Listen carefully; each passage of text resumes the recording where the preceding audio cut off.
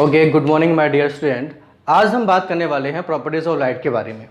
जैसा कि हम प्रीवियस क्लासेस में लाइट का इंट्रोडक्शन थोड़ा सा मैंने आपको बताया था, और मैंने बताया था कि लाइट जो है बेसिकली 3 फिनोमेना पर बेस्ड है, ray optics, wave optics and आपका क्वांटम। और मैंने आपको ये भी बताया था कि बेसिकली हम 10th क्लास में केवल रे ऑप्टिक्स के बारे में डिस्कस करते हैं। रे ऑप्टिक्स में रिफ्लेक्शन पढ़ेंगे, रिफ्लेक्शन पढ़ते हैं, लेंस और मिरर एक्सेट्रा। आज केवल हम जो बात करने वाले हैं वो प्रॉपर्टीज़ ऑफ लाइट के बारे में। हालांकि इन प्रॉपर्टी को हम बहुत अच्छे समय तब आएगा जब हमारा चैप्टर फिनिश हो जाएगा। चैप्टर फिनिश होने के बाद इन प्रॉपर्टी को दोबारा से मैं रिकॉल भी कराऊंगा। चलिए प्रॉपर्टी को समझने की कोशिश करते हैं। फर्स्ट प्रॉपर्टी आपको इसकी नजर आ रही होगी, लाइट की बात करें, light has dual nature. Dual nature का मतलब क्या होता है? लाइट का ड्यूअल नेचर जो होता है वो वेव नेचर का होता है, और कैसा होता है बेटा? आपका पार्टिकल नेचर का होता है। मीन्स ड्यूअल नेचर का मीन्स क्या है बेटा? आपका first is a particle nature, second क्या है बेटा? आपका वेव नेचर। इसकी भी थोड़ी सी कहानी बताने की कोशिश करूं। एक्चुअली वेव और पार्टिकल नेचर कैसे पता चला? पार्टिकल नेचर के लिए आपके सबसे पहले हम बात करें पार्टिकल नेचर की, तो यहाँ पे एक साइंटिस्ट आए जिनका नाम था न्यूटन्स। उन्होंने एक थ्योरी दी थी जिसका नाम था कॉर्पस्कुलर थ्योरी दी थी। उस थ्योरी के अकॉर्डिंग उन्होंने ये बताया लाइट जो होती है वो छोटे छोटे पार्टिकल से मिलकर बनी होती है, मासलेस पार्टिकल्स होते हैं, और जिनकी हेल्प से लाइट आपकी प्रोपागेट करती है। इसके बाद पता चला, क्यों साइंटिस्ट ने बताया कि नहीं, लाइट तो जो है वो किस नेचर की होती है? वेव नेचर की होती है। जैसे कि आपके डी ब्रॉगली थे, हिजनबर्ग थे, एक्सेट्रा, कई सारे साइंटिस्ट थे। तो लेकिन कई सारे फिनोमेना ऐसे थे, जैसे कि बात करें फोटोइलेक्ट्रिक इफेक्ट। फोटोइलेक्ट्रिक इफेक्ट को ना तो वेव नेचर समझा पा रहा था, ना ही पार्टिकल नेचर। इसी के लिए एक नई थ्योरी आई जिसे हम कहते थे बेटा आपकी क्वांटम थ्योरी।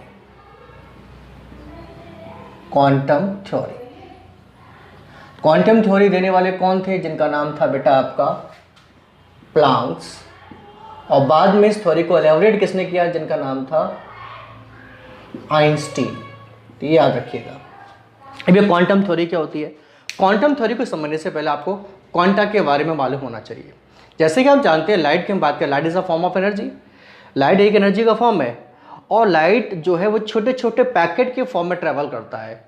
तो एनर्जी के छोटे छोटे जो पैकेट्स होते हैं उन्हीं को बोलते हैं क्वांटा। जैसे कि हम बात करें, ये सन है और सन से ये रेज निकल रही है। आप क्या देख पा रहे हैं कि रेज जो है वो स्ट्रेट आ रही है, एक सिंगल रेज आ रही है, और ऐसा लग रहा है कि एक तरह से ये कॉन्टिन्यूस प्रोसेस है, बट ऐसा नहीं होता। लाइट की भी हम बात करें, एक डिसकॉन्टिन्यूस प्रोसेस है जो कि छोटे छोटे पैकेट के फॉर्म में, बंडल के फॉर्म में क्या करता है बेटा? ट्रैवल करता है। यानी कि हम बात करें ऐसे छोटे छोटे ये पैकेट्स होते हैं। तो एनर्जी के ये छोटे छोटे जो पैकेट्स हैं, इन पैकेट्स को ही हम क्या कहते हैं? क्वांटा कहते हैं। क्या कहते हैं बेटा? हमका क्वांटा।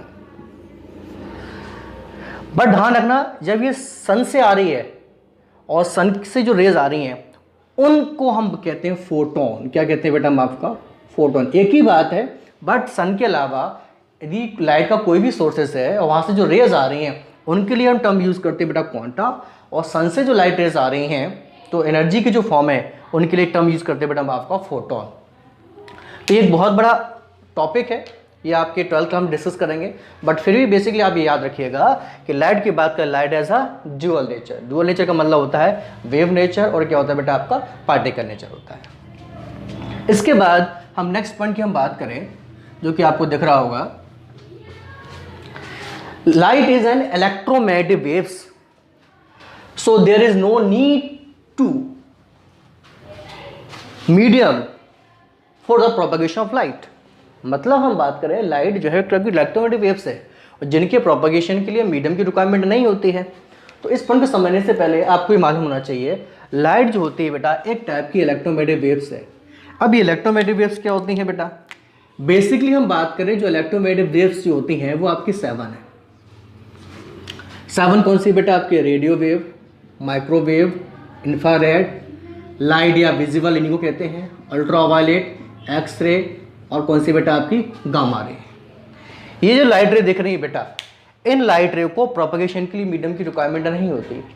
एक्चुअली हम बात करें, यदि इन लाइट रे के यदि इलेक्ट्रिक फील्ड लगा दिया जाए या मैग्नेटिक फील्ड लगा दिया जाए तो इलेक्ट्रिक फील्ड और मैग्नेटिक फील्ड में ये लाइट डेविएट नहीं होती है। मतलब लाइट रेट की जो प्रोपगेशन होती है वो इलेक्ट्रिक फील्ड और मैग्नेटिक फील्ड दोनों की कैसी होती है बेटा, परपेंडिकुलर होती है। इसीलिए तो सन से जो लाइट आ रही है यदि मीडियम पे डिपेंड करती तो कई जगह तो वैक्यूम है तो लाइट आपके ट्रैवल ही नहीं कर पाती। तो लाइट ध्यान रखना ये टाइप एक ऐसी वेव होती है इलेक्ट्रोमैग्नेटिक वेव्स होती हैं और जिनके प्रोपगेशन के लिए मीडियम की रिक्वायरमेंट नहीं होती है। आपने 9th क्लास चैप्टर पढ़ा था आपका वेव्स, जिसमें आपने एक वेव्स पढ़ी थी जिसका नाम था आपका मैकेनिकल वेव्स। मैकेनिकल वेव्स क्या होती है बेटा, मैकेनिकल वेव्स ऐसी वेव्स थी जिनके प्रोपगेशन के लिए मीडियम की रिक्वायरमेंट होती थी। ये दो टाइप की थी, ट्रांसवर्स वेव एंड आपका लॉन्गिट्यूडनल वेव्स। और बट हम यहाँ बात कर रहे हैं किसके बारे में बेटा, लाइट रे के बारे में। ये किस टाइप की वेव है, इलेक्ट्रोमैग्नेटिक वेव्स हैं। और इलेक्ट्रोमैग्नेटिक वेव्स भी किस टाइप की होती है बेटा, एक ट्रांसवर्स वेव है जिनके प्रोपगेशन के मीडियम की रिक्वायरमेंट नहीं है, याद रखिएगा। इसके बाद हम बात करें नेक्स्ट, जैसा कि मैं लिखा है कि लाइट जो है वो किस टाइप की वेव्स बेटा, ट्रांसवर्स वेव है। ट्रांसवर्स वेव होने से क्या होता है, मतलब इनके प्रोपगेशन की मीडियम रिक्वायरमेंट नहीं होती। नेक्स्ट पॉइंट जो है स्पीड ऑफ लाइट।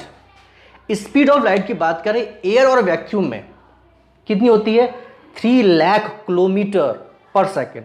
पर एक सेकेंड में 3 लाख किलोमीटर की डिस्टेंस कवर कर लेती है लाइट। बट ध्यान रखना ये किस में है बेटा, आपके एयर और वैक्यूम में। But speed of light change when it travels from one medium to another medium. लेकिन जब लाइट रे एक मीडियम से दूसरे मीडियम में ट्रेवल करेगी उस केस में आपकी लाइट की जो स्पीड है वो चेंज हो जाती है। कैसे पता करें, कर सकते हैं, बिल्कुल कर सकते हैं। आगे हम एक चैप्टर पढ़ेंगे रिफ्रैक्शन, इसी में आपको बताऊंगा, लेकिन फिर थोड़ा सा बताने की कोशिश करूं।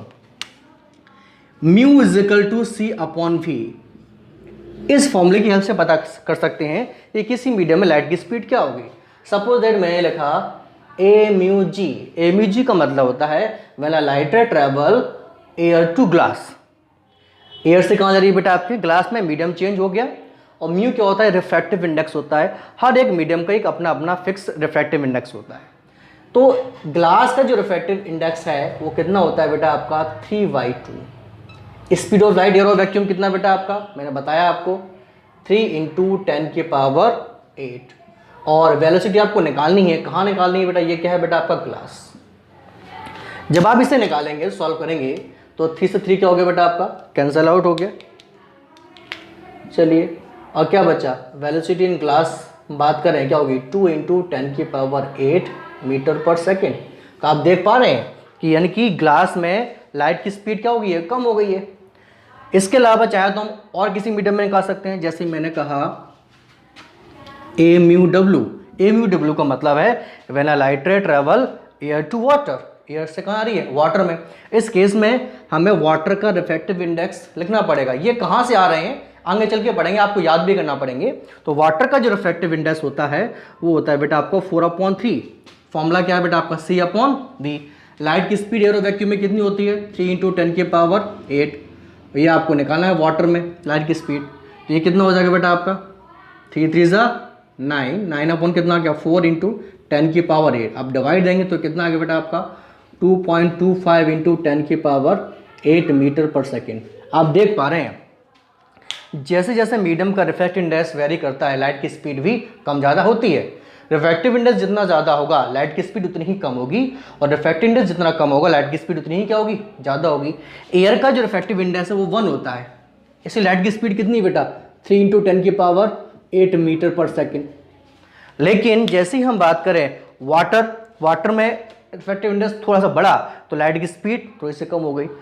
ग्लास में रिफ्रैक्टिव इंडेक्स और बढ़ गया था तो लाइट की स्पीड क्या हो गई, और कम हो गई है। तो मेरे कहने का मतलब है लाइट की स्पीड एयर और वैक्यूम तो फिक्स है 3 × 10⁸ मीटर पर सेकेंड, बट मीडियम चेंज होने पर लाइट की स्पीड आपकी चेंज होती रहती है।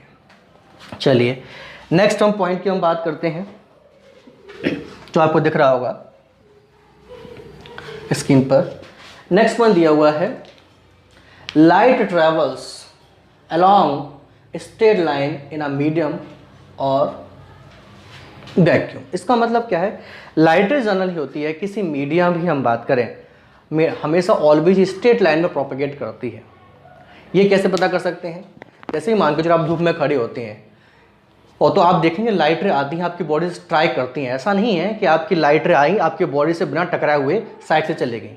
आपकी बॉडी से स्ट्राइक करती हैं, जिसकी वजह से आपकी बॉडी के पीछे क्या बनती है बेटा, शैडो बन जाती है। शैडो बनना इस बात को ये प्रूव करता है लाइट जो है वो वैसा स्ट्रेट लाइन में प्रोपेगेट करती है। बट ध्यान रखना किसी मीडियम में। लेकिन जब लाइट रे एक मीडियम से दूसरे मीडियम में जाएंगी, इस केस में लाइट रे स्ट्रेट लाइन में प्रोपेगेट नहीं करेगी, वो भी अपने पाथ को चेंज कर देगी, जो कि हम पढ़ेंगे रिफ्रैक्शन में। रिफ्रैक्शन क्या होता है, जैसे मान के चलो लाइट रे एयर टू कहाँ जा रही है बेटा, आपके ग्लास में, ये आपकी नॉर्मल रे होती है। तो हम पढ़ेंगे रिफ्रैक्शन में, when light ray travel one optical medium to another optical medium then light ray deviates from its path. जब लाइट रे एक मीडियम से दूसरे मीडियम में जाती है, ये टू ग्लास, तो ग्लास का रिफ्रैक्टिव इंडेक्स ज़्यादा होने से वो नॉर्मल की तरफ क्या हो गई है, बेंड हो गई। इस केस में वो स्ट्रेट जाना तो स्ट्रेट चाहिए था, बट ना रिफ्रैक्टिव इंडेक्स बढ़ने की वजह से वो अपने पास से क्या होगी बेटा, आपकी डेविएट हो गई है। तो मेरे कहने का मतलब ये, सेम मीडियम में तो लाइट जो है वो स्ट्रेट लाइन में जाती है, लेकिन जैसे मीडियम चेंज होगा वैसे ही आपके लाइट की जो बात करें वो अपने पास से क्या हो जाएगी बेटा, आपका स्ट्रेट नहीं जाएगी, पास से डेविएट हो जाती है। चलिए नेक्स्ट पॉइंट हम बात करें, इंपॉर्टेंट पॉइंट है, जिसे कहते हैं the wavelength of light change when it goes from one medium to another medium, but frequency, F frequency को डोंट कर रहा है, ये क्या है बेटा, आपकी फ्रीक्वेंसी है of the light wave remain the same in all media. इसका मतलब क्या है, जब लाइट रे एक मीडियम से दूसरे मीडियम में जाती है, उस केसेस में आपकी जो वेवलेंथ है वो तो चेंज हो जाती है, बट हम बात करें आपकी फ्रीक्वेंसी है उस पर कोई इफेक्ट नहीं पड़ता। वेवलेंथ चेंज कैसे होती है, जैसे कि मैंने आपको बताया था कि वाइट लाइट में आपके 7 कलर से मिलकर बना होता है, और 7 कलर की अपनी अपनी वेवलेंथ है। जिसमें रेड कलर की जो वेवलेंथ है वो 7800 एंगस्ट्रॉन्ग होती है, जबकि वॉलेट कलर की कितनी 4000 एंगस्ट्रॉन्ग है।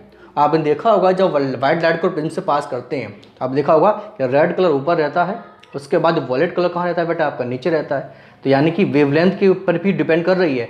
वेवलेंथ जितनी ज़्यादा होगी लाइट रे उतनी कम डेविएट होगी, वेवलेंथ जितनी कम होगी, ध्यान रखना, लाइट रे उतनी ही ज़्यादा क्या होगी, डेविएट होगी।